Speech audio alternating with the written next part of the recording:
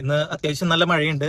എല്ലാ സ്കൂൾ വിദ്യാഭ്യാസ സ്ഥാപനങ്ങൾക്കും ഇന്ന് അവധി പ്രഖ്യാപിച്ചിരിക്കുകയാണ്. എനിക്ക് തോന്നുന്നു തിരുവനന്തപുരം എന്തായാലും ഉണ്ട്.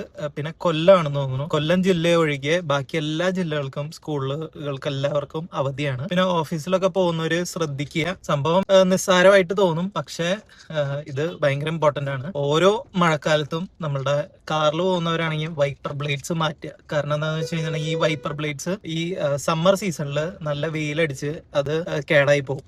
അപ്പോൾ ഓരോ കൊല്ലവും മാറണം. അതാണ് ശരിക്കും കറക്റ്റ് ആയിട്ടുള്ള രീതി വൈപ്പർ ബ്ലേഡ്സിന്റെ. അതുപോലെ തന്നെ ബൈക്കിലും സ്കൂട്ടറിലൊക്കെ പോകുന്നവര് നിർബന്ധമായിട്ടും ടയറൊക്കെ ഒന്ന് ചെക്ക് ചെയ്യുക.